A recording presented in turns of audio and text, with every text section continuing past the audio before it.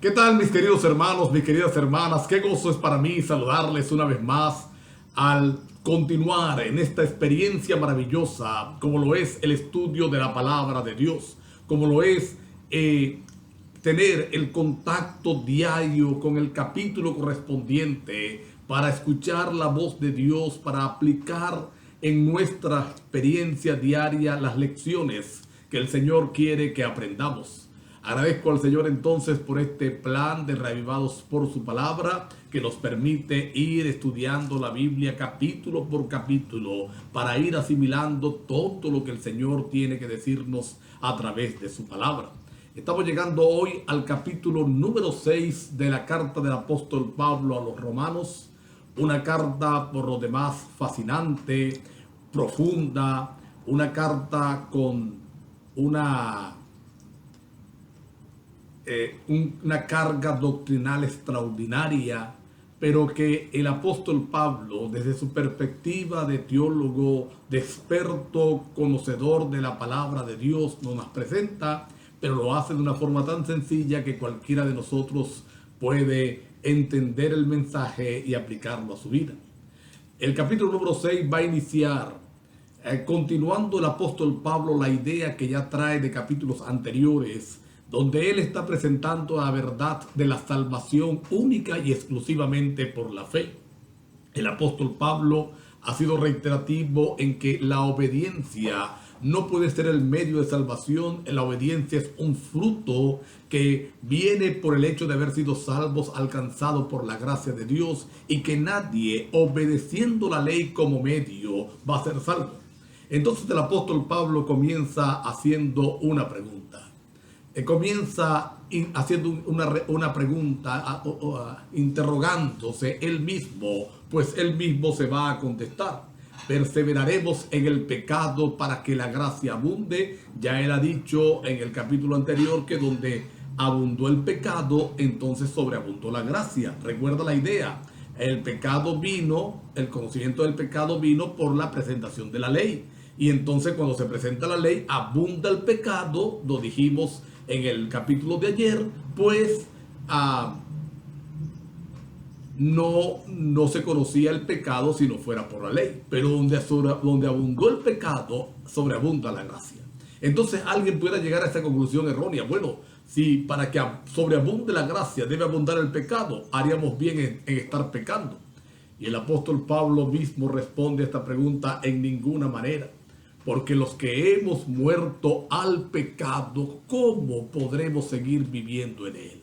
Y entonces él va a hacer una analogía para explicarnos el significado verdadero del bautismo. ¿Por qué somos bautizados?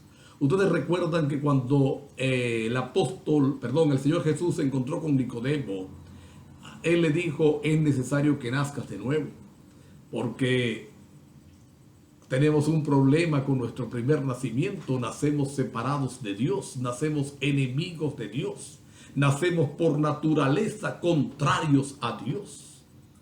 Y entonces ahora el apóstol presenta el significado del bautismo. Los que hemos muerto al pecado. ¿Qué se hace con los muertos? Se lloran, se velan, pero al final los muertos deben ser enterrados. Y dice el apóstol Pablo que el bautismo es eso. El bautismo es el entierro del hombre viejo, el entierro de aquella persona que es separada de Dios y nace una nueva criatura. Hemos sido sepultados con Cristo mediante el bautismo, dice aquí el apóstol en este capítulo número 6. Así que ahí tenemos una razón por la cual el bautismo es por inmersión, no es de otra forma.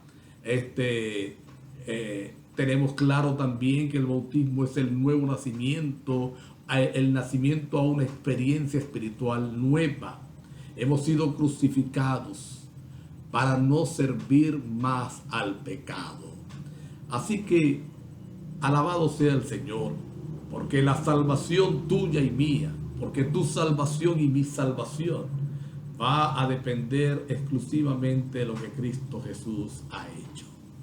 Por eso dice el apóstol Pablo: si morimos en Cristo, viviremos también en Él. Y algunos hemos tomado este versículo fuera de contexto para aplicarlo a la experiencia de la resurrección y de la vida eterna cuando Cristo Jesús venga. Y si bien es verdad que puede utilizarse, que puede aplicarse, la razón original por la que Cristo la presenta no es esa. La razón original por la que Cristo nos la muestra no es esa. Él está hablando es de la muerte al pecado mediante el bautismo, mediante el encuentro con Jesús, mediante la aceptación de la verdad de la justificación por la fe.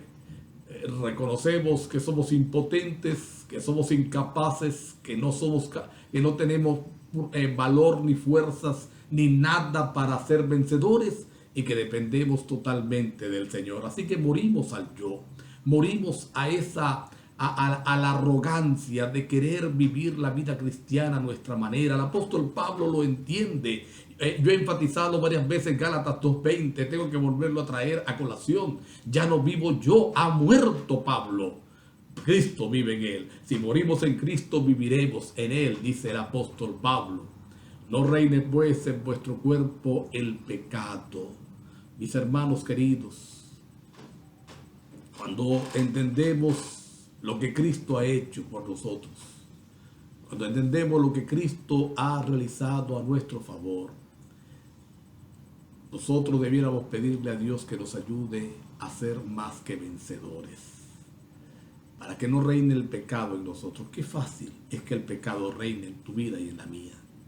Cuán fácil es permitirle al pecado tomar el control. A veces sin darnos cuenta el pecado nos está controlando. Pero debemos cada día aferrarnos a la fe para que Cristo nos haga vencedores. Otro versículo que ha sido muy mal interpretado del capítulo 6 de Romanos es el versículo que dice: no estás bajo la ley sino bajo la gracia, el verso 14.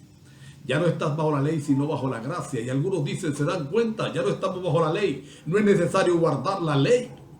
Pero es que el apóstol Pablo ya ha enfatizado que la ley es la que muestra el pecado, así que si yo no la obedezco, sigo en pecado. Cuando él dice ya no estamos bajo la ley, de hecho, no aparece en el original el artículo la. No estamos bajo ley, sería la traducción más exacta. No estamos bajo ley, sino bajo gracia. Tampoco aparece el artículo la en esta segunda oración. No estamos bajo ley, sino bajo gracia. El apóstol Pablo está enfatizando que tu salvación y mi salvación no depende de la obediencia, depende de Cristo Jesús, de la aceptación de su muerte en el Calvario. ¿Sabe que lo más difícil para el ser humano es entender que no tiene nada que hacer para salvación? Que lo único que tiene que hacer es aceptar, recibir de parte de Dios. Por eso el apóstol luego pregunta si esto es así, si no estamos bajo ley, entonces podemos desobedecer, podemos pecar, podemos transgredirla. No, somos esclavos de quién servimos, si al pecado o al Señor. Y Él nos invita a que seamos siervos, esclavos de Jesús, a que le entreguemos nuestra vida al Señor, a que le entreguemos nuestra mente y nuestro corazón para que Él produzca en nosotros tanto el querer como el hacer por su buena voluntad. El fruto de una vida entregada a Cristo es la santificación. Y el fin, dice el apóstol, la vida eterna. Bendito sea el Señor. Y cierra este capítulo con el verso quizás más claro para enfatizar lo que es ser siervo del pecado o ser siervos de Cristo.